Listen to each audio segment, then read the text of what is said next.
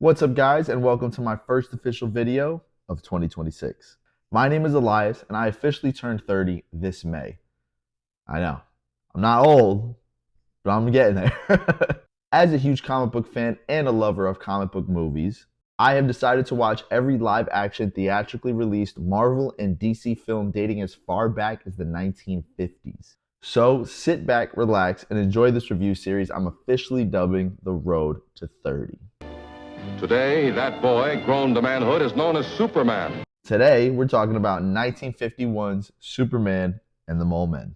Now, George Reeves does have, a generation of fans that see him as the quintessential iteration of Superman. Unfortunately, his movie kind of stinks. P.S. I've already technically reviewed this movie back when I reviewed and ranked all of the Superman movies when James Gunn's Superman dropped. So if you want, I'll link those videos in the description below. Anyway, acting as a backdoor pilot for The Adventures of Superman, which was a series back in the 50s, Superman and the Mole Men involves the Man of Steel protecting these freaky-looking underground dwellers from some Texas townfolk who, through hysteria and mass paranoia, would want to see them, dead.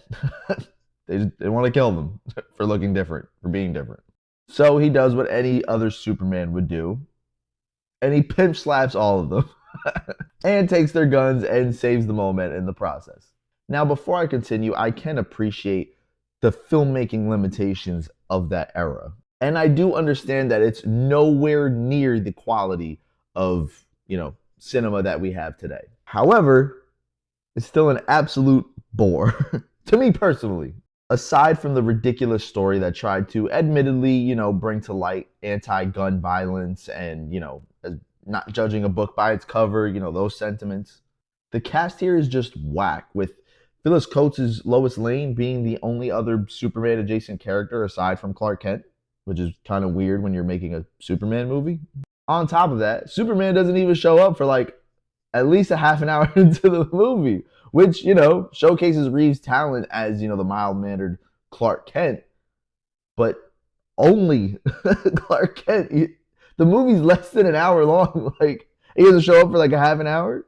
It's not a lot of Superman to go through in that last half.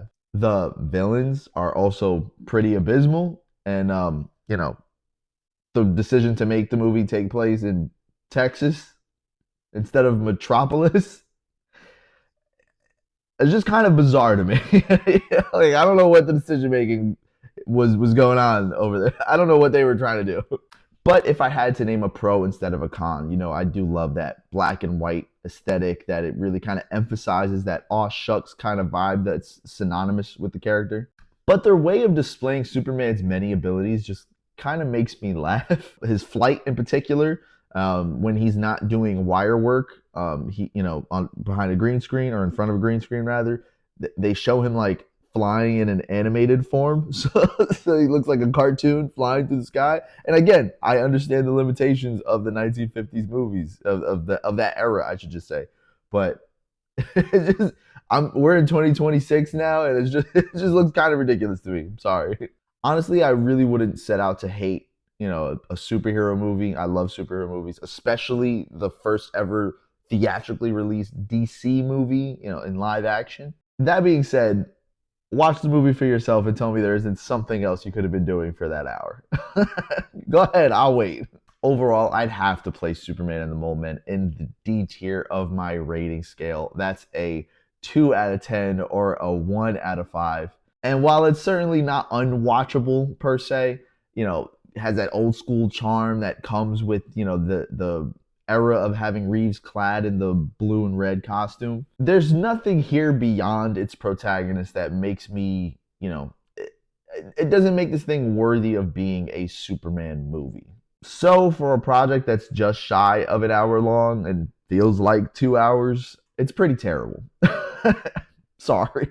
But that's it, guys. So if you enjoyed this video, remember to hit that like button and get in my comments with your thoughts on 1951 Superman and the Mole Men, as well as which Marvel or DC film you are excited for me to talk about. Until next time, take care and God bless.